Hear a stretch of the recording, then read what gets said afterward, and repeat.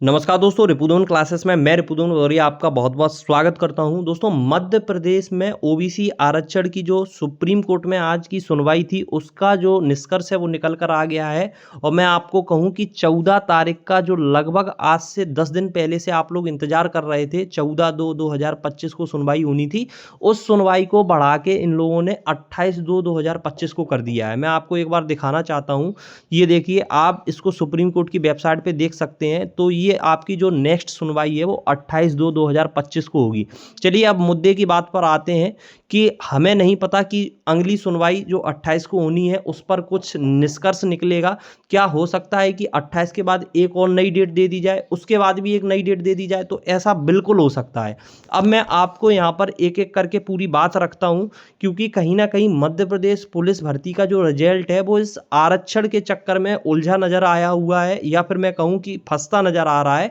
और क्या सरकार क्या चाहती है, क्या पूरा मामला है, इस वीडियो में एक एक पॉइंट पे आपके साथ डिस्कस करूंगा। तो सबसे पहले देखो, ये धर्मेंद्र कुशवाहा जी हैं जो कि लाइव थे सुप्रीम कोर्ट से। इन्होंने क्या कहा, मैं इनका वीडियो हालांकि जो लिखा है वही वीडियो में बताया है। तो देखो, आज माननीय सुप्रीम कोर्ट में मध्य प्रदेश 27% ओबीसी आरक्षण पर सुनवाई हुई, जिसमें मध्य प्रदेश सरकार के द्वारा 75 ट्रांसफर याचिकाओं पर सुनवाई हुई, जिसमें मध्य प्रदेश सरकार के द्वारा आधी से ज्यादा याचिकाएं वापस ली गई। ओबीसी महासभा की ओर से माननीय न्यायालय में सुप्रीम कोर्ट के senior advocate Varun Thakur ji, advocate Ramkaran जी के द्वारा पैरावी की माननीय न्यायालय द्वारा स्पष्ट कहा गया है कि इस बात पे ध्यान दीजिएगा, कानून पर किसी भी प्रकार की रोक नहीं है।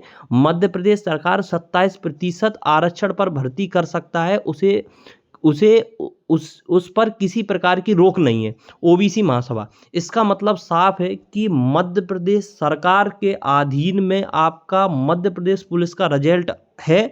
वो चाहे तो 100% पे दे सकती है, वो चाहे तो 87-13% पे दे सकता है। क्योंकि कल आप सभी को पता है कि सीएम सर की बैठक हुई है, जो आपके जितने ईएसबी हुआ और जीडीए हुआ और भी जो जितने विभाग हैं उन सब की बैठक हुई है। उसमें कहीं ना कहीं मध्य प्रदेश पुलिस का जिक्र हुआ होगा। अब एक बात आप सभी के कहीं ना कहीं मन में आ रही होगी कि 14 तारीख को एक फैसला अटका था। अब 14 तारीख की सुनवाई में ये क्लियर हो जाता कि ओबीसी को 27% दे दिया या फिर मतलब 27% ना दिया, उसके बिहाफ पर आपका मध्य प्रदेश रिजल्ट आता। लेकिन अब इसकी सुनवाई को कहां पर कर दिया है, 28 तारीख को। और हो सकता है कि 28 के बाद भी एक नई डेट दे दी जाए।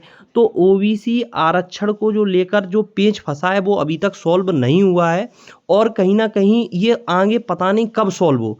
तो अब सरकार इस पर क्या विचार करेगी? तो देखो, सरकार चाहे तो आपका रिजल्ट कल को भी जारी कर सकती है। उसे देखो, अब सुप्रीम कोर्ट में ये सुनवाई चलती रहेगी और आपका रिजल्ट ऐसे तो अटका नहीं सकते। तो आप लोग लगातार परेशान हैं इस विषय को लेकर कि अगर आरक्षण का मामला यूं ही फंसा रहा तो क्या रिजल्ट भी ऐसे ही फंस जाएगा।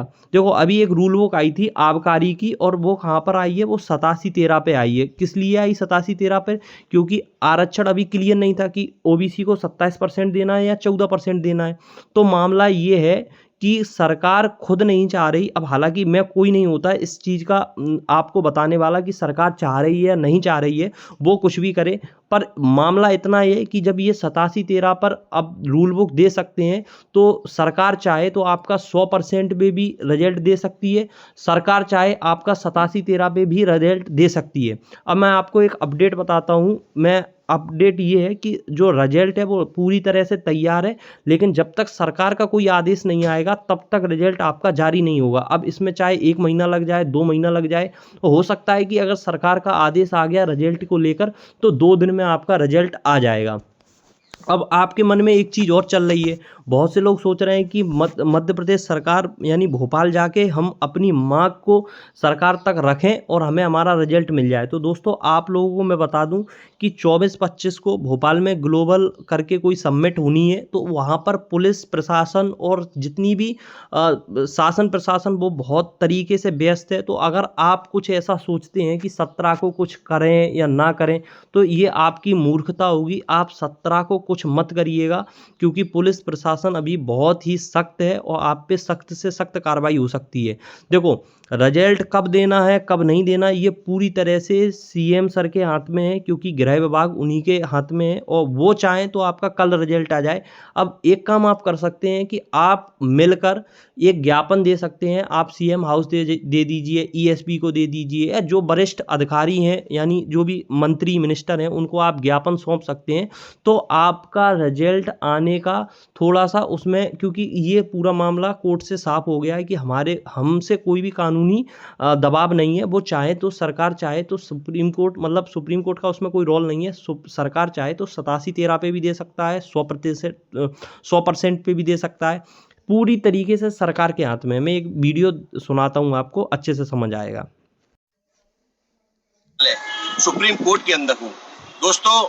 आज मध्य प्रदेश के ओबीसी आरक्षण पर आज जो 75 याचिका जो ट्रांसफर पिटीशन लगी हुई थी और उस पर आज सुनवाई हुई, जिसमें मध्य प्रदेश सरकार का आज कंटेक्ट दिखाई दिया कि जिस प्रकार से मध्य प्रदेश के मंत्रियों के द्वारा, विधायकों के द्वारा जो गुमराह किया जा रहा है, वो सरकार के द्वारा गुमराह किया जा रहा है कि माननीय न्यायालयों में इस मामले में स्टे है। लेकिन आज सुप्रीम कोर्ट ने स्पष्ट अपने आदेश में स्पष्ट कर दिया, ना हाई कोर्ट में स्टे है ना सुप्रीम कोर्ट में स्टे है। ये प्रोसीडिंग, ये जो कानून है उसको पूरी तरह से इम्प्लीमेंट किया जाए।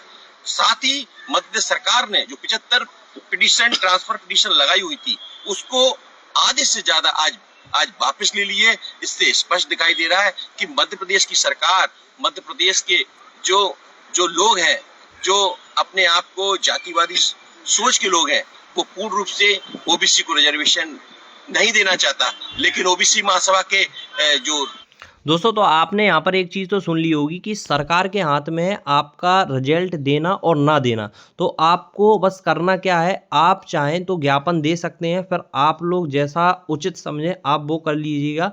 लेकिन पूरी तरह से मामला सरकार के हाथ में है। सरकार चाहे 87-13 पे दे या 100% पे दे, ये पूर्ण तरीके से सरकार के हाथ में है आपका रिजल्ट। ठीक है, बाकी कोई भी अपडेट है तो मैं इसके वीडियो अपलोड कर दूंगा, या फिर टेलीग्राम में आप लोग जुड़ जाइए, वहाँ मैं आपको अपडेट दे दूंगा। बाकी आप लोग कमेंट करके बता सकते हैं आपके मन में जो भी सवाल हैं। हालांकि मैंने कवर करने की कोशिश की है, और जो भी रह जाएंगे तो उसके लिए मैं वीडियो बना दूंगा या फिर आपको टेलीग्राम पर बता दूंगा। तो मिलते हैं नेक्स्ट वीडियोज़ में, तब तक के लिए जय हिंद, वंदे मातरम।